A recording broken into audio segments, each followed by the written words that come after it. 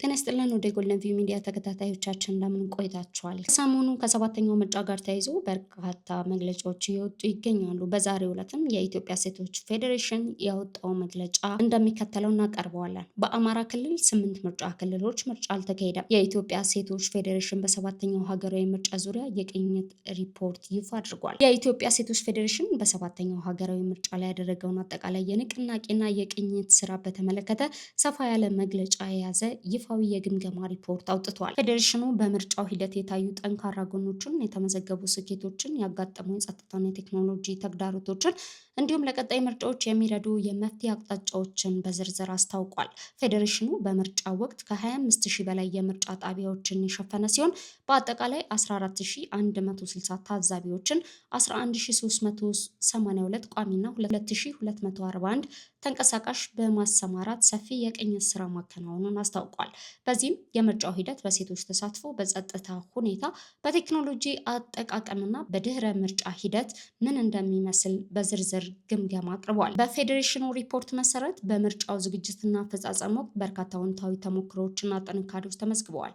የምርጫው ሂደት በአብዛኛዎቹ ክልሎች በሰላማዊ ሁኔታ መጠናቀቁ፣ የህዝብ ተሳትፎ ከፍተኛ መሆኑና በድምፅ መስጫ ቀንም ሆነ በድህረ ምርጫ የቆጠራ ሂደት ላይ የፓርቲ ወኪሎችና የሲቪል ማህበረሰብ ታዛቢዎች በንቃት መሳተፋቸው በበጎ ጎኑ ተጠቅሷል። በተለይም የሴቶች ተሳትፎ በከፍተኛ ሁኔታ ማደጉ የተገለጸ ሲሆን አጠቃላይ ከተመዘገቡት መራጮች ውስጥ 49.3% ያህሉ ሴቶች መሆናቸውንና የሴት እጩዎች ቁጥርም ካለፉት ምርጫዎች አንጻር መሻሻል ማሳየቱ በጠንካራ ጎንነቱ ተቀምጠዋል። የጸጥታ አካላትም የምርጫውን ሰላማዊነት ለማረጋገጥና ግጭቶች እንዳይባባሱ በማድረግ ረገድ ውጤታማ ሚና መጫወታቸውን ፌዴሬሽኑ በምስጋና ገልጿል። በሌላ በኩል በምርጫው ሂደት ውስጥ የታዩ መዋቅራዊና የአፈጻጸም ድክመቶች በሪፖርቱ ላይ በዝርዝር ተመልክተዋል።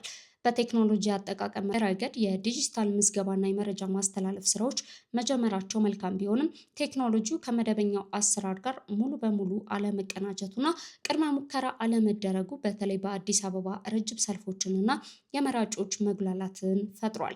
በተጨማሪ በአማራ ክልል በአንዳንድ አካባቢዎች የተኩስ ድምፅ መሰማቱና የምርጫ ቁሳቁስ እጥረት ማጋጠሙ፣ በትግራይ ክልል ሙሉ በሙሉ እንዲሁም በአማራ ክልል በ8 የምርጫ ክልሎች ምርጫ ለማካሄዱ እና በአማራ ኦሮሚያ ክልሎች በድምሩ በ7 ጣቢያዎች ምርጫ መቋረጡ ተገልጿል። በአማራ፣ ሲዳማ፣ ሶማሌ፣ አዲስ አበባና አፋር ክልሎች ደግሞ አንዳንድ ጣቢያዎች በሰዓቱ አለመከፈታቸውና በጋምቤላ ክልል አንዳንድ የፖለቲካ ፓርቲዎች መራጮችን ህገወጥ በሆነ መንገድ ለማስመዝገብ መሞከራቸው በደካማ ጎንነት ተጠቅሰዋል። ፌዴሬሽኑ ያጋጠሙትን ችግሮች መሰረት በማድረግ ለተለያዩ ባለድርሻ አካላት የቀጣይ የውሳኔ ሀሳቦችና ምክረ ሀሳቦችን አቅርቧል።